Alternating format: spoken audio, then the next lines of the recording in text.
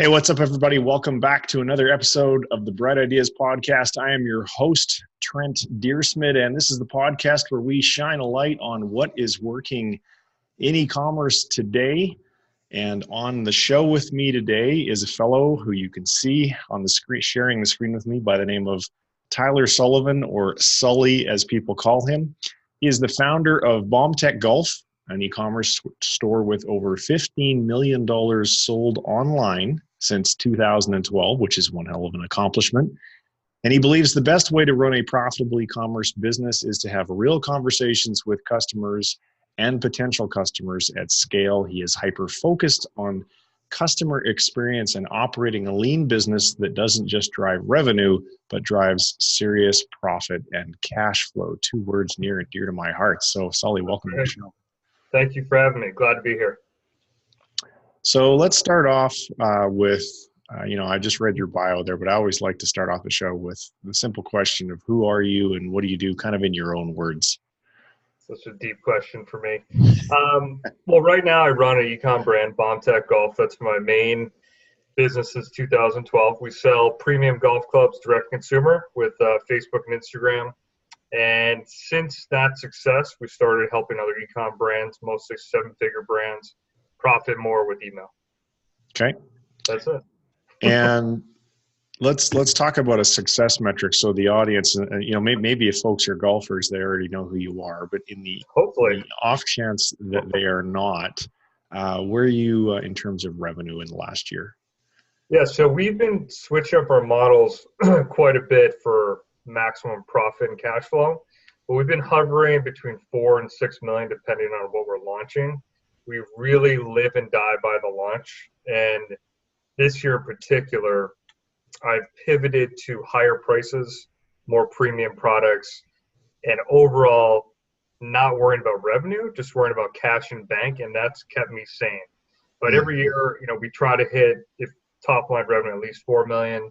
If we got a big product launch, 6 million would be a good year for us.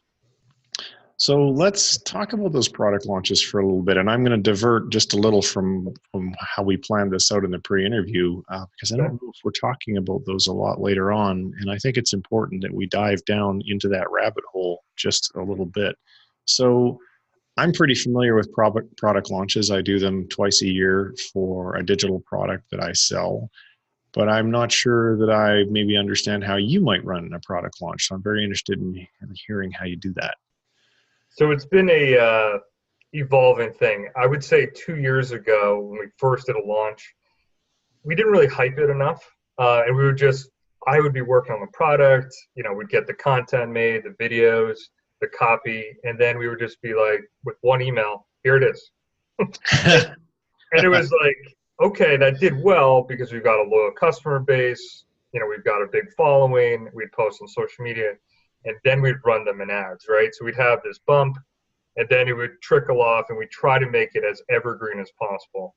And now we pivoted towards, I would say it's a three-prong approach, but all of them have the same concept. And really that's just not pushing the message, but having conversations before a product launches. So the easiest way to kind of explain this is whether you're on Facebook, Instagram, and our biggest channel is email.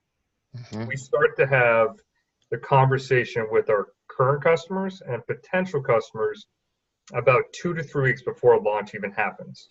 So what we do is, instead of saying, and before we'd be like, it's even if when we got better, like phase 2, we'd at least have emails before launches. And we'd say, here, it's coming. And the open rates were not that great. We'd still sell what I would consider a good amount. And then last year, I said, okay, why are we successful? And really, it's because we're having real conversations with real customers or potential customers on all these platforms. So I said, all right, email is driving the most revenue. How do we have real conversations with them? So I just started asking questions like, hey, I'm about to launch this product in 3 weeks. What do you think? Like, just literally ask them, what do you think? Would you buy it? What do you think of the color? What should the price be? Literally ask them questions that you would want to know as a business owner anyways. Mm-hmm. And it sounds so simple, but just having that mind shift and actual actions to do that changed the game for us. And by asking questions, and the questions don't even have to be salesy. They don't have to be leading to a product offer. I mean, that's how we do it with the product launch. But they just have to be genuine. And by doing that, we did our best single day, which was 102,000 in a day. And we ended up doing like 300K in 3 days because we had people warmed up, ready to go. On launch day, they were literally sitting there, like on their schedule, ready to go at noon. So really, and what we did is we replicated those questions on email, Facebook group that we have, and then Instagram as well, and just got people really hyped up. We're actually doing one today as well, and I'm doing it the same concept, just saying, hey guys, do you want this? I'm only making 400 units. Just actually having real conversations, and that has changed the business completely. And it makes the launches so much more profitable. And then the evergreen sales, I would almost say, are like a bonus now.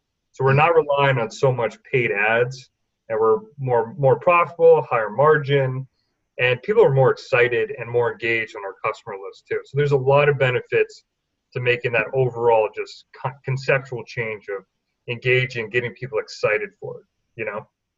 How big's the customer list? We've got, I think, 62,000 customers and about 140,000 total emails. Okay. So pretty big. Yeah, no kidding. All right, so let's back up, because you make your own golf club, which is, when I heard that, I'm like, wait, are you kidding me? I mean, there's Callaway, there's all these massive brands that are making their own clubs. And the story, I think, is fascinating. And I want to dive into that. So I know from your pre-interview, you grew up in Massachusetts, your parents owned a diner, and you bought and sold skis in the winter. But other than that, there wasn't really anything to indicate that you were going to become an entrepreneur. Is that right? Not really. I wish I had a cool story, but there was no moment. I kind of just fell into this almost.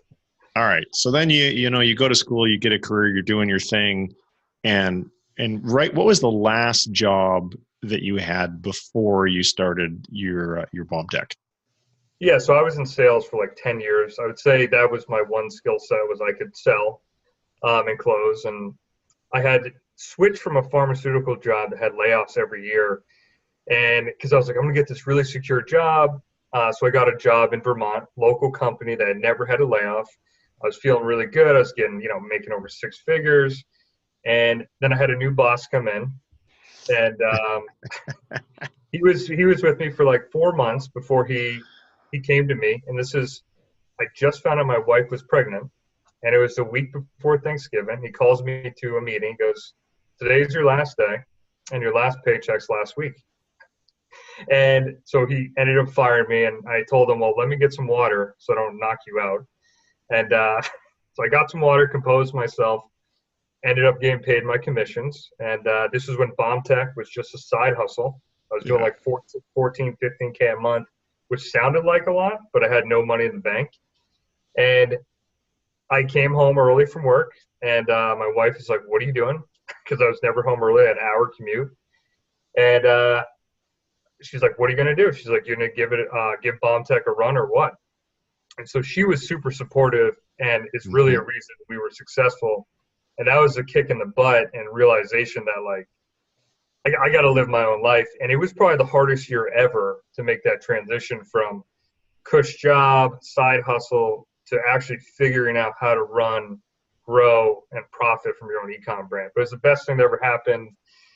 And I can't imagine working for someone else again, but it's what I needed, That is almost exactly the story of what preceded my foray into e-commerce. We had a digital agency. It was going well. I was doing Amazon as a side hustle. Our largest client in the agency had given notice they weren't going to renew the contract. And I had a little girl, and I thought, I'm just going to go get a job at a big software company. I'm just going to coast, just chill for a year or two. We'll let this little baby girl. And I got a new boss a couple months after I got hired. My first phone call, I turned to my wife and I go, we're screwed. I knew from that very first phone call that my days were numbered. 4 months later, He fired me. Never been fired from anything in my life. And I mean, I went out in the garage and had a temper tantrum because my ego was so bruised. I was at quota. My ego was so bruised that some jackass could fire me while I'm at quota. And so I forgot to mention, I doubled sales for the company. And you've been in a position, such a mind-blowing thing to be doing what you're doing, supposed to do, and get fired. So it's that vulnerability that's like, once it happens to you, there's no looking back. Yeah. And in hindsight, just like you, same best thing ever for me. I mean, since getting that temper tantrum in my garage where I was throwing shit around and dropping F-bombs like they were going out of style, which only lasted like 3 minutes and then I was done. But we just doubled down and stuff took off, and my life has never been better. And now I'm sure I make about 10 times what my boss used to make. So ha, ha, ha, you jackass. Exactly. That's awesome. I love it. All right. So let's move on. Let's move on. So you got fired and you realized, okay, I'm going to go for it with my business. But I want to actually back, because we still haven't got to the really cool part of how you came up with this idea that you're going to build golf clubs. So let's dive into that one.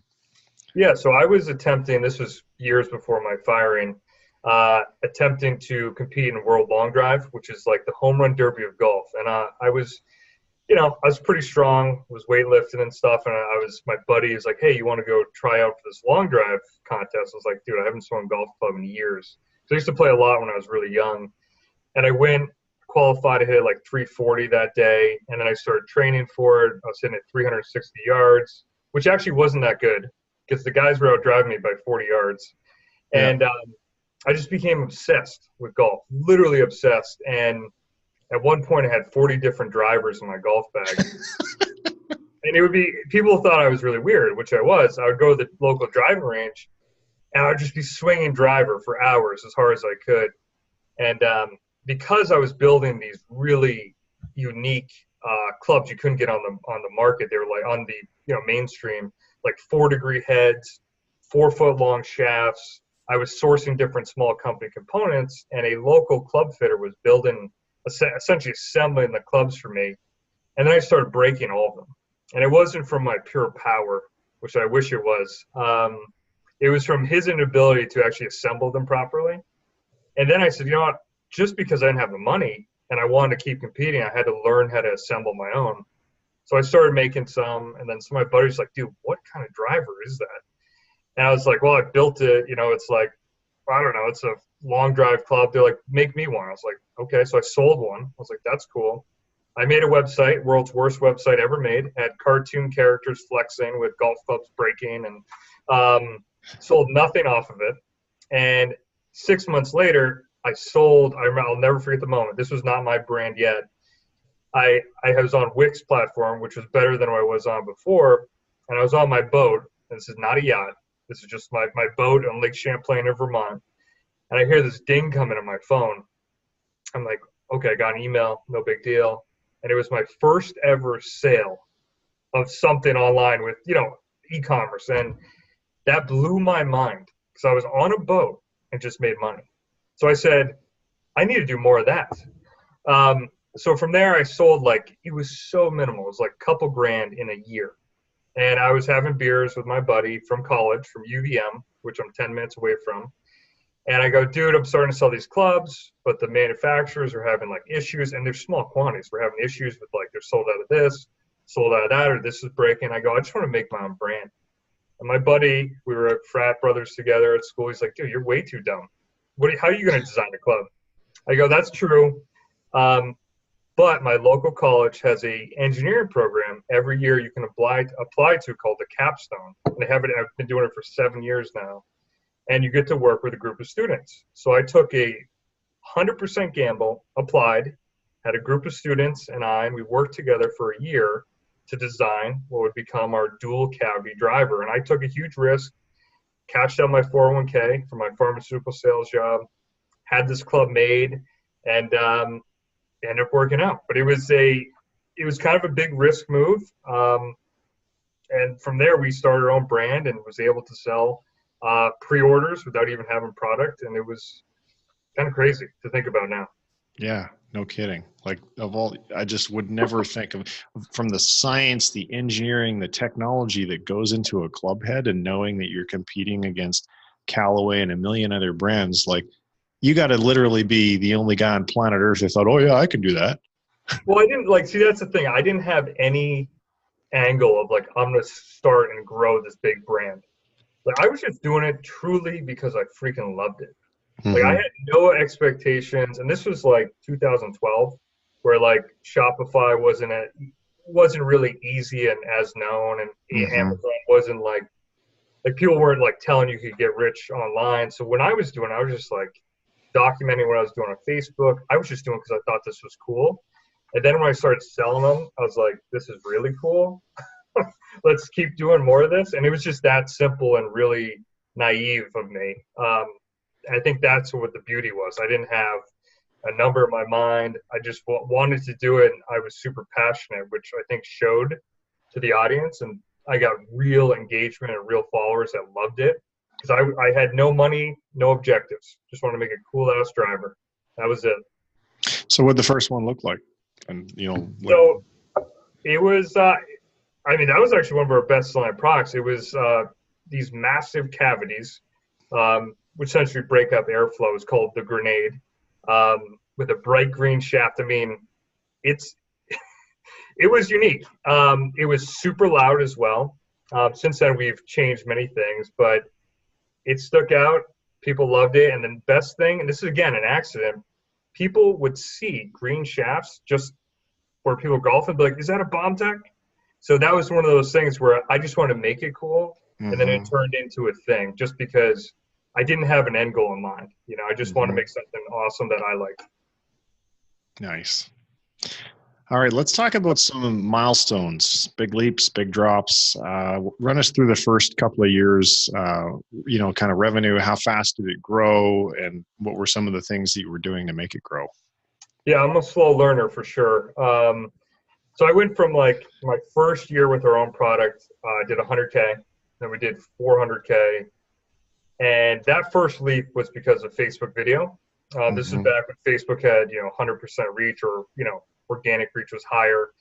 And I just started posting like, this is what I'm doing, just documenting, like super basic. And I had a couple thousand followers. So when I launched something new or just had an update, people actually listened and would buy, which was amazing. And then, so video was the first thing that allowed me to grow 4X. I made a video in my backyard when my kid was like 3 months or 6 months sleeping in the house. And this is when I could hit it hard, and hit it into a net. Sounds like a shotgun goes off. And that video I boosted for $300. And it's like right when video came out, I just knew I'm going to just do whatever's new. I'm just going to do it. Boosted for $300. It got 300,000 views, 10,000 comments. Damn. And yeah, it was awesome. And so back to my whole thesis of engaging, and this is before I knew what I was doing. Every single comment I looked as an opportunity. So every comment, even if it was like, your swing looks like crap, that club sounds terrible, I would just comment back. And slowly I built those relationships. My thumbs were like bleeding because I was typing so much. Oh yeah. On every single comment. And that was really the aha moment of like, all right, video, get some views, and then just comment to people and build that. And then the next step was Facebook ads. And we went from 400K to 1.2 million. And that was with me running the ads poorly. And we just used some of the videos we had and just had good offers. And I hired an ads guy the next year, and we went from 1.2 to 4.2. So that was like... You hired a Facebook ads guy? I did, yeah. So it was... I probably burned through... Because I was like, this ad stuff, I'm so naive on it. I didn't even have retargeting set up. I was doing stuff so poorly, but the content was resonating so well that I could get away with it. And then I hired this guy, Eric, who's still an ads legend to this day. I don't work with him anymore, which is probably a mistake. And we just set up like basic retargeting, because I didn't even have that going back then, because retargeting was new. And we just focused on the content and some new product launches. And because we had now a small customer base, and that's how we went from 1.2 to 4. And then from there, we just kept doing what was working. I had a product launch that people have been waiting for years. It was an iron set because everyone had drivers, everyone had wedges, and I made an iron set, and that blew up. The next year, we did like 6 million, and that was at lower margins though. So we went a little aggressive on pricing, and then we pivoted. And this last year, we went higher margins and did around 4 million. So right now, we're between 4 and 6, depending on launches. But now we're at even a higher profit than ever. Well, that's a good thing because profit's kind of the name of the game, right? Well, totally. The 6 million year looked good on top line, but a lot of stuff we were selling really didn't have margin that even made sense. So that was a hard moment of ego checking for me. Like, well, I need to do 6 million. And it's like, well, what's the point? Yeah. You know, then so this last year and a half, I've reshifted my whole thinking of like, I want cash in bank. I want higher margins, less total inventory. So overall, the business is healthier. So we have less total inventory, more cash in bank, and overall more sane and happy. Yeah. You know? Yeah. I went through a pretty tough second half of 2018. Yep. And because I was super focused on growth. And I'll tell you, once you've been at this for a little bit and you've made a couple of bucks, the whole, at least for maybe guys who are wired like you and me, like sane and happy, man, I cannot underscore. Now we have like certain amount of cash threshold that I don't care what the opportunity is. I'm not going in below that cash threshold because I know from experience now how quickly in e-commerce, how quickly things can change. Absolutely. And you know, suddenly you can go from making 20K a month in profit to losing 20K a month like that. And so you need to have some reserves to be able to sleep at night when that happens. Yeah, I remember the moment when I had like $1.3 million of inventory paid for. We got a massive tax bill coming up, and I was like, why am I doing this? Mm-hmm. So it was great to have those numbers, but I think that's the hardest thing, especially was for me, was realizing how important cash flow is versus revenue. You know, even profits, like cash flow is king. So we definitely test products a lot more. We do more pre-orders and really see if the products can sell before we go massive. Because I had like one massive failure, which I made beer putt, which is like beer pong of golf. And I'm like, this is going to murder. I had like 1,000 shares on Facebook. And then we went to launch. We sold like 400 out of like 2,500. And it took me a year and a half to move it. And I got cocky because I thought I could sell anything. And so, you know, that's just the real side of you got to be careful. You got to make sure your customers or potential customers actually want it, you know. Aren't egos great? I'm getting checked every day, I tell you. You know, a healthy ego can make you a lot of money and it can cost you a lot of money too. Oh, I've learned that. So 2 more rabbit holes I want to go down. So you mentioned that you'd hired a Facebook guy. Do you still hire out Facebook or do you handle it internally now? You know, so this was a tough learning lesson. So that was the first big moment where I was like, okay, this is someone you need to have. And 2 years ago or a year and a half ago, he was on with me for 2 years. And I didn't know enough about Facebook to know how well he was doing for us. And I let him go in January of last year. And that was probably the biggest mistake I made because he had like a crazy return ad spend. We didn't have a product launch in January, which was really what you need in January. It's just the off season. Yeah. I was just like, well, why is the revenue down? I didn't think he was focused. So I screwed up and I realized quickly, I went through 5 agencies last year. And during that process, I said, wow, I know nothing about ads like I thought I did. And I ended up burning through these agencies that did not get the results I was getting, ended up learning ads on my own enough so I could then hire someone that was like, I can actually outsource it. And really what I recommend for ads, if anyone's running ads, is, and this is how I found my current guy, instead of just hiring an agency, which is what I did, like, all right, well, you're hired, let them run with it, you pay them a percent of ad spend for the month, whatever, see if they suck. Anyone that is a candidate, I pay them for 1 hour, and I do a 1 hour screen share with them, and I say, what would you do in my account? And I want you to do it to make us higher return ad spend, sell more of this product, whatever it is. and I run with their changes for a week. And what I found out, I started burning through these experts because there's so many people out there pitching they're good at ads, and that's probably the other issue. So the market is flooded with people that are not capable. So I said, I'll pay you for an hour. I'll set it up. If you outperform my ads, you're hired. So I did this probably 6 times. And then I finally found a guy that beat my ads. I said, you know what? You're hired. So by doing that in 1 hour increments, I'm learning stuff hopefully every time. No kidding. Hopefully. And then I'm also not wasting a month, with an agency and all this ad spend just to test them out. So that was my answer so now I have a new ad guy since January, and our return on ad spend and it is inflated because of email, but it's around 5x. That's good. That's better than what I was doing. So I'm really happy with how he's performing. If anyone wants to get hooked up, I will introduce you. But that was my method of finding a new ads guy. But I now know how to run ads, so I can at least hire or fire. You know what I mean? Is he a one-man band, or does he lead a team? He's got 4 guys, but he's definitely still hands-on. I had found we had a larger agency before, and it's just I haven't found a large agency that can actually help because they're just so big, and like ads in particular are so fickle. It's just one of those things where you need so much attention on it. And they weren't even willing, some of those guys, to do the hour because they're like, well, we have a process. And I'm like, well, if there's a big issue, you're probably not going to even answer me if you're not willing to do an hour. So a lot of reasons why.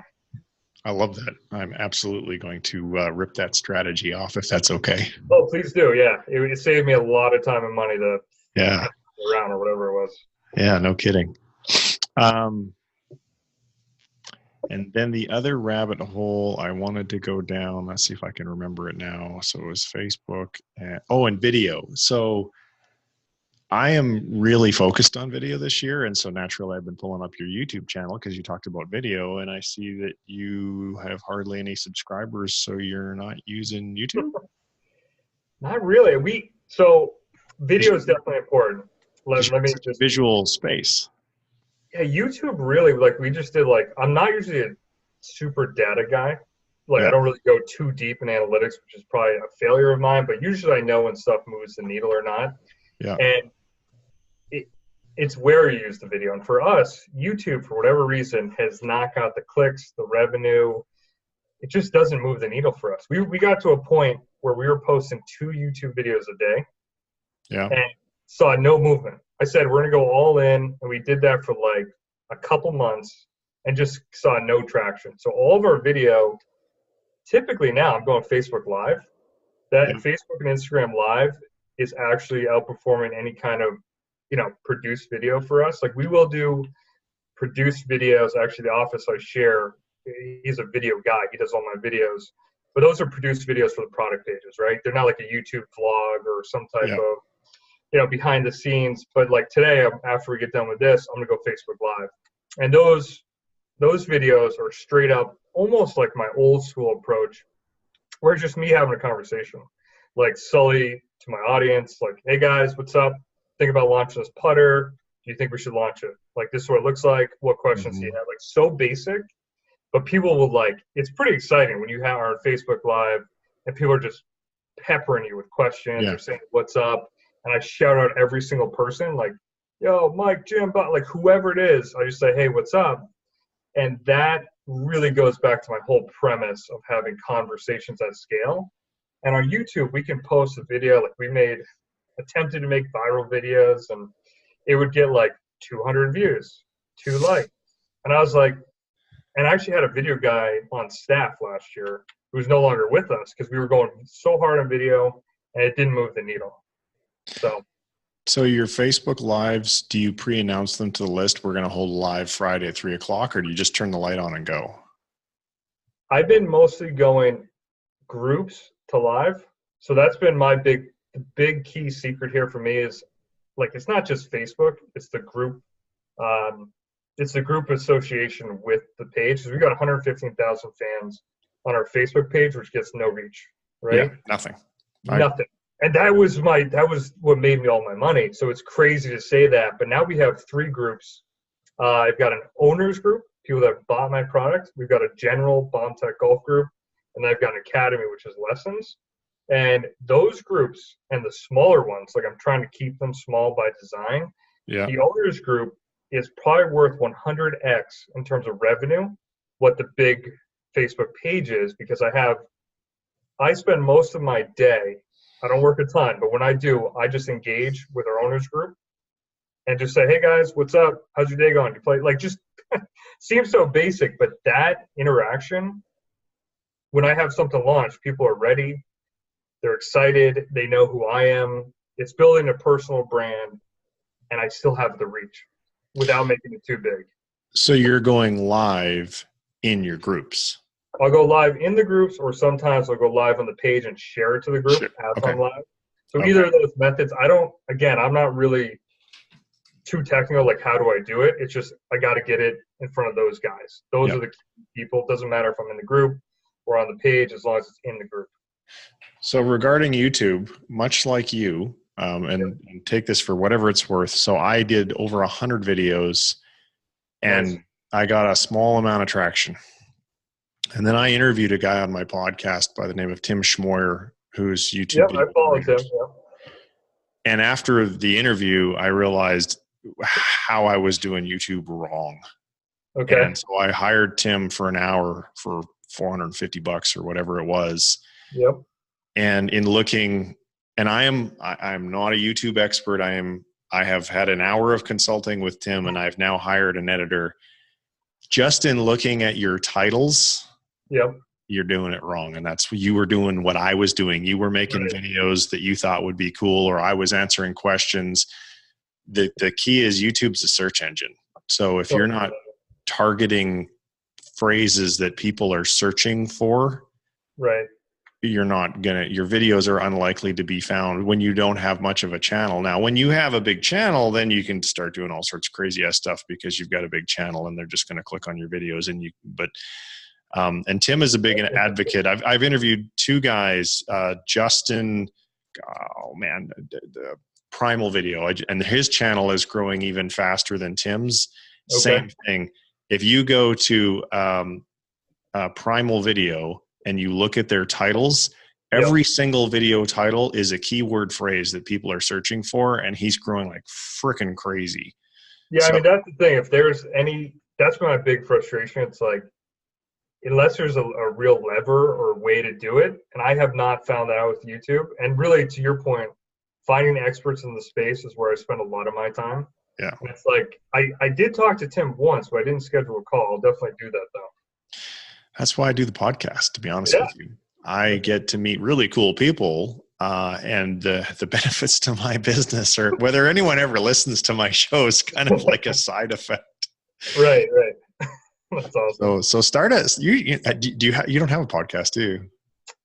No, we thought about doing that too. Again, it was like, what moves the needle, and it's all the time and effort. And that was the thing. We were going to start one for the e-commerce consulting business, but I didn't want to leak all my secrets. I don't know. So we've been on the fence, and I don't know. I just haven't done it. No excuse.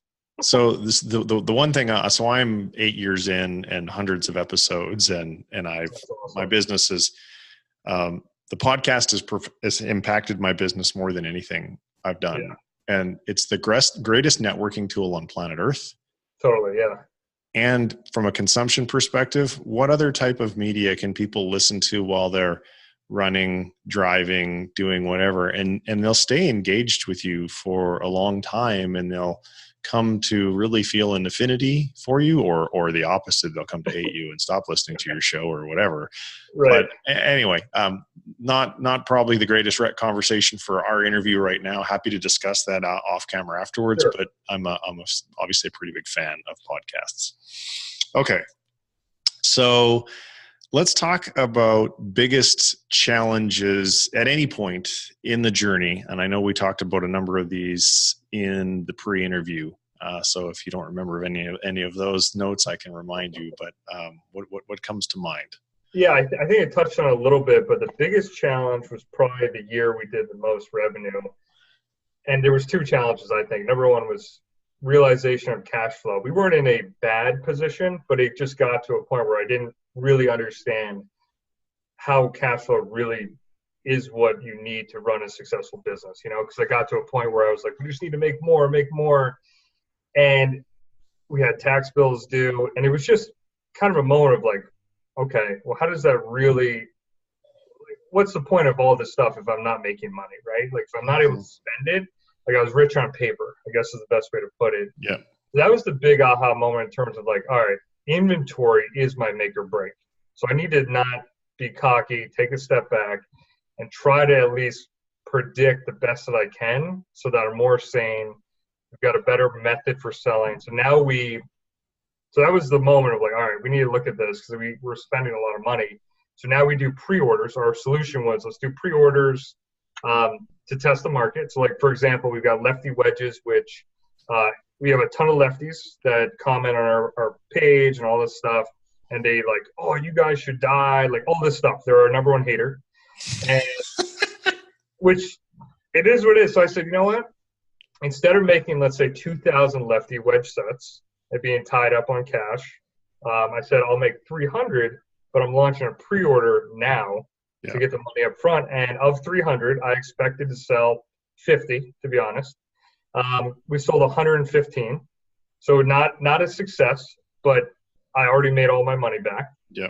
And now I've got a method to try new stuff without being like pulling my hair out at night, not sleeping, be in that situation. So that was probably the biggest, like, I wouldn't say low, but just realization of like, wow, revenue doesn't matter at all, No.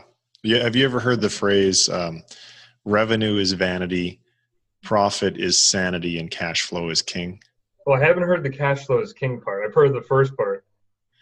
Yeah. Because at the end of the day, like Dell was a great example.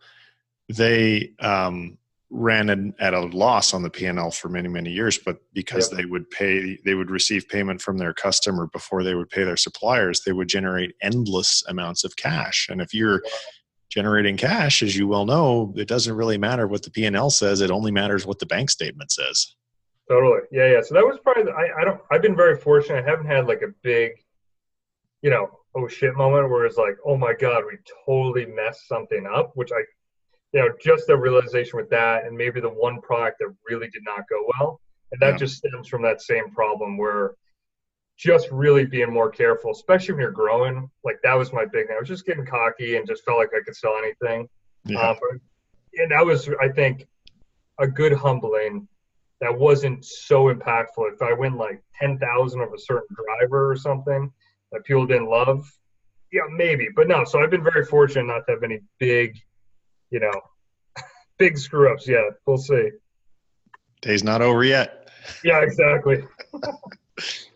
So early on, you told me you were doing all the work yourself. You were working 7 hours a day, and obviously that's not sustainable. And these days, your company is a lot more systematized, and I love me a good system. Anyone who's been following me for a while knows I'm a major systems junkie. So tell me about when you decided that you needed systems. What happened? How did that decision get made? And then what actions did you take afterwards? Yeah, I mean, this was a pretty easy one for me. Let me just log out of this Slack. Let's see how I do this. But yeah, so systems has been game changing. Like when I had my second kid, I really realized like for my sanity and my wife, it was fair. I had to figure out a way to get out of the business because I felt like I always had to be doing something. Like when I first started, I was working 20 hours a day, 7 days a week. No joke. I did that for 3 years because I was actually assembling the clubs, packing the boxes, shipping the clubs, doing social media, doing customer. I remember one day I was epoxying a club on the phone, on live chat, all at the same time. And I was like, this is crazy. All day. I wake up as early as I could, went to bed as late as I could. And I had a young, I think he was 4 months old at the time. And I had chop saws going in my basement. And I was like, I was the epitome of a entrepreneur trying to have control of every aspect of the business, right? Mm-hmm.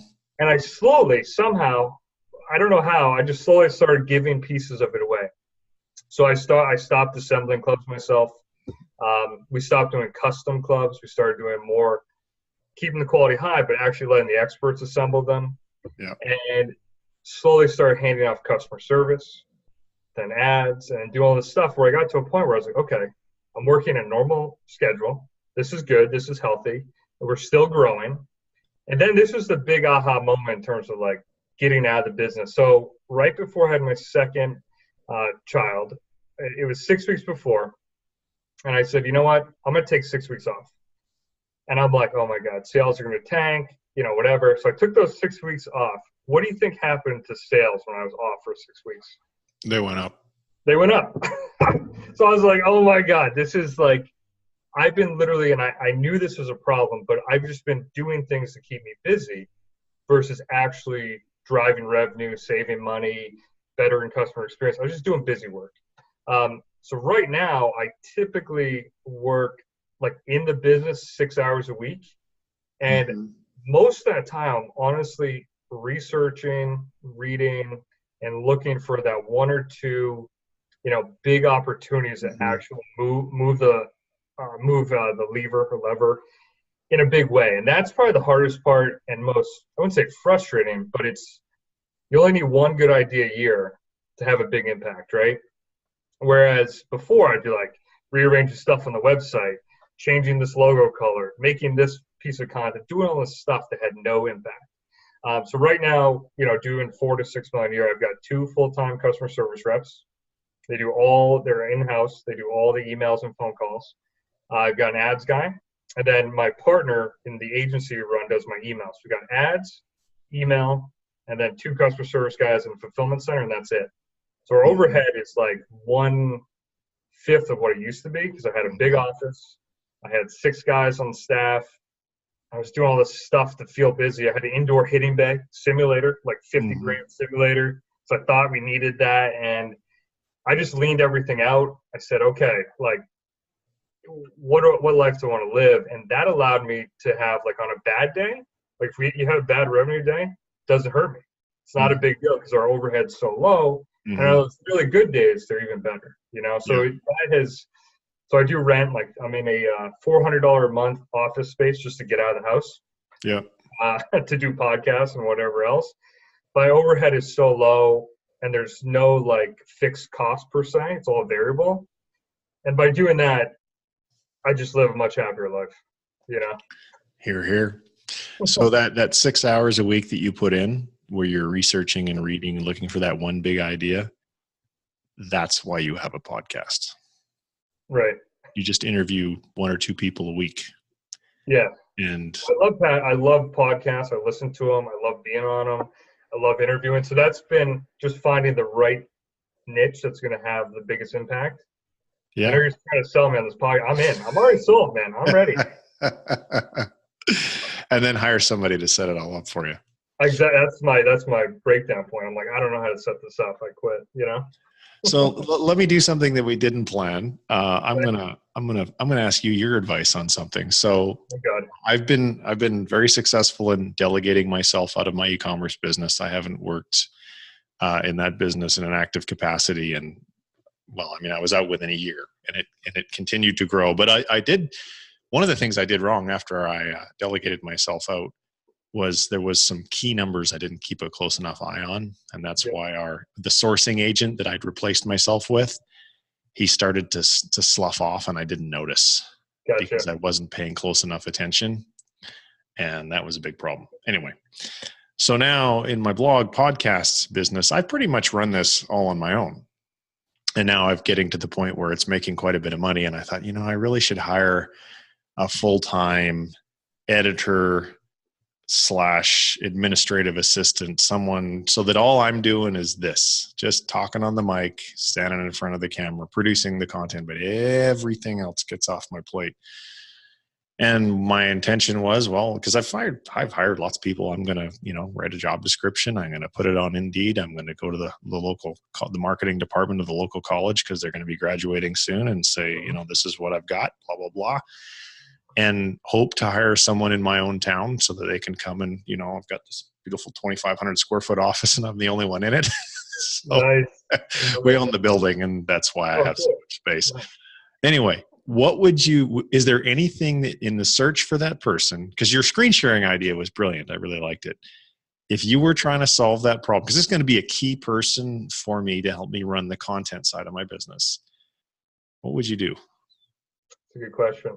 I don't know enough about that piece of it, but when I did hire my video guy, I found someone that was passionate about that, and I hired a YouTuber. Mm-hmm. He was a local guy, just did an Indeed resume thing as well. And we burned through a lot of people, and we had them make, I think it was like a 3-minute clip of why they should be hired. Like they had to make a video on their own. Yeah. And the guy who was a YouTuber absolutely annihilated everyone else. So when we started making videos, it was so easy because he's doing it every day for himself. Yeah. So I don't know if that's as feasible. I don't know how many people are out there doing the podcast stuff and would know that. Yeah. But for me on video's maybe bigger media or whatever medium. That's how I had done it. I just had to make whatever it is. So maybe they can make a short podcast show. Like, I don't know. No, I like the video idea because it would show their creativity and resourcefulness. Exactly. And the job in my case, the job's not just about making videos. It's about finding guests and running the editorial calendar and making sure that each episode gets shared on social media and customer service. Like there's a whole bunch of stuff. I know. I mean, that's what I do with my 40 hours a week is I run this and I don't want to work 40 hours a week in this anymore. I want to work like 8. Definitely possible. Yeah, I think any type of effort where they have to show it up front, like we had one customer service guy who actually, this is not a direct to this role, but he made his own video without even asking. And we hired him on the spot because we're like, wow, this guy went through and that was what prompted the idea for me to actually ask for videos in the future. It's like, if you're willing to do that, it's not about it's about the execution and the effort to figure it out. Like I call a lot of what I say to current employees now or anyone, it's called FIO, which is figure it out. Mm-hmm. And that's like probably the biggest skill set to have is like, can they, to your point, be resourceful and FIO on their own? Mm-hmm. And if not, if you need to delegate and communicate every single way to do everything, they're not going to learn, and then you'll never really get free. You know what I mean? And that was the only time I think I made a bad hire is when I held their hand too much, and they wanted that all the time, and it just wasn't a good fit. Yeah. Good idea. I like the video idea. All right, let's get close to wrapping up here. Currently, the most effective, I think you listed off 4 of them in the pre-interview, most effective marketing strategies that are bringing home the bacon. Yeah, email right now still is the number one driver of revenue for us. We're doing between 40 and 50% of revenue with Klaviyo. Facebook ads is our traffic source for the most part, and Instagram. Influencers we don't really touch. So I'd say traffic is Facebook and Instagram right now. Email is really profit and revenue and sanity. And then our Facebook group, owners group, is the newest addition and my one big idea I had this year. So I launched that 2 months ago and are attributing pretty significant revenues to that group. So segmenting out and building a group of actual people that own your product is just it's like I wouldn't say it's as valuable of an asset as email because you don't necessarily own it like you do an email. But at least you've got the reach. If you can engage with people enough that they care, if you can just do these things, but if you don't ask questions, engage, and really care and be genuine, like you don't give a shit, none of this stuff matters. You know what I mean? And that's, I think, because I never got into the business to start to like make money. I just want to do it because I loved it. I may have a cloudy vision. I just want to do it because I love it. And then money comes from those activities. But right now it's email and the group and then just traffic from Facebook. Okay. So let's go down just not too deep a rabbit holes on each one of those. Email. are you making money from email because email is the foundation of your product launches, or are you doing like a weekly broadcast, or do you have all these fancy automated campaigns that new subscribers go through? Like, let's not get into 15 minutes worth of answers, but let's get some idea. All of the above. So we have automation flows for everything. Like if you browse and don't buy, if you abandon a cart and don't buy, if you do buy, post-purchase flows. And then we have campaigns. We got automations, which drive, I think, 15 to 20% of revenue. And then campaigns and product launches would make up the 20 to 30%, depending on, what we're launching. Mm-hmm. But really, the overall strategy with email is got to have your automations, but you can have all the stuff set up. But if your copy isn't good and people are not engaging and opening, it doesn't matter. So really, that's been probably our biggest expertise, because now we work with different clients and can see across a wide array of different businesses, what copy, what questions resonate, and we learn. It's almost like if you ran multiple ads as an ad agency. That's what we do with emails. We have multiple clients across different industries, and we see what works. And I would say on email, this is like another key one. We ask questions and we use plain text. Everyone wants to get freaking fancy. And this goes back to the point of like trying to feel busy. They want to do HTML emails with all this like 5 different launches in one email. It's like, keep it simple, keep it short, keep it plain. And that's what people respond to. Our open rates are so high, and our click rates are so high because we do keep it simple and you can read it, versus a newsletter that's, you got to scroll, you know what I mean? So I don't know if that answers your question, but yeah. No, I'm thinking, because I actually do. I used to use just plain text for everything. Yep. And I used to send multiple emails per week.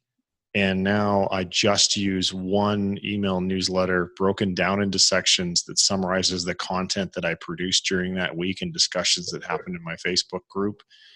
And I'd have to look it up, but my open rates are usually around 30-ish%. That's good. And my click rates are just 5-6%, something like that. That's definitely solid. I mean, for us, it's like every email has one action. Like, that's how we break it down. We want them to do one thing, where that's reply. So like, that's a big trick we do. It's not a trick, but we want people to reply. So we go from the promotions tab, inbox. So like, most of our conversations are going on in the inbox, and we have people reply almost to every email, like PS, reply with boom if you want early access, or PS, tell me what's your handy. Like, just simple stuff that seems so basic, but then you're having, to the whole point of the conversations at scale, ongoing. So we have these like conversations we've been having with these golfers for years now that just keep going. Yeah, they're reply. Yeah, just talking to them like almost like a buddy on like a group text, like, yo, what's up, and that's totally game change. So when they get an email blast or offer or whatever, they're already engaged. They're ready to go. It's way different than what I see most people doing, is push whatever you want to get out of it. It's not about you or me. It's about what they want, Yeah. That's a very, very good. I say in sales, you got 2 of these in 1 mouth. For people who are not watching the video, you got 2 ears in 1 mouth, and you should use them in that proportion. Exactly. In terms of list building on your site, I didn't check that out, so I don't know how you're capturing right now. So maybe just quickly talk about that. Yeah, we've tested this a ton. For e-commerce, simple pop-up with a small coupon has performed by far the best. Okay. And how much the coupon? How much do they get off? It depends on the brand. We 10 to 15%. You don't have to go huge, but typically it's going to drive action. You want to give them a pop. A lot of people try to get fancy, and they're like, "Well, let me do a giveaway. Or let me do like all this stuff." It's like, well, what action do you want to drive? You want to get them interested, and you want them to buy. Give them an incentive to do that. If you're selling stuff, give them a discount. You don't have to go 50%. It just has to be something tangible. And the people that do that, then they're going into one of your automated campaigns and working their way down funnels. Exactly. Yeah, that's just one of many. Yep. Okay. And on Facebook and Instagram, what type of ads are working the best for you right now? Are you using image ads, video ads, carousel ads? Still, video is killing it for us. It just drives the most engagement. And then we have one of the guys and myself, we're just commenting. all day because there's so many opportunities that are in those comment sections. So whatever we can post that has an action we want, but then also drives engagement, whether it's a hater or not, like this is one trick. So in our ads, we want videos that cause the most reactions. And our best videos always are polarizing. We'll have guys that absolutely love us, buy everything, and guys that hate us. Those videos kill it. The vanilla ones in the middle that get no reaction drive no revenue. But the ones that cause, and I think that was a hard thing for me to look at, was like, I'm trying to make this perfect brand that, is my baby. And then people are hating on me. And I have memes about me. And it's crazy. Those ads that have the memes and have the haters, they do the best because they're polarizing and they get clicks and people are engaged. And I've got a point of view and a style that I have, and not everyone likes it, and that's okay. Yeah, and I think that's critically important. If you appeal to everyone, you appeal to no one. You need to pick a side. Yep. All right. Before we wrap, I want to make sure people know where to go and get your stuff if they're a golfer and they're listening. So that's bombtechgolf.com, right? That's right. Yep. Okay. And if there's anyone listening that wants to hire you for email consulting for e-commerce, what is the single best, easiest way for them to reach you? They can just email me at sully@ecomgrowers.com. Ecom Growers? Yep. Okay. I'll make sure I put that in the show notes. Cool. And finally, if you were interviewing yourself, is there a question that I haven't asked that we should ask before we wrap up today's interview? I think you nailed it all. Killed it. Right. I've had a bit of practice. Pro status. You made it. All right. Thanks, Sully. Thank you.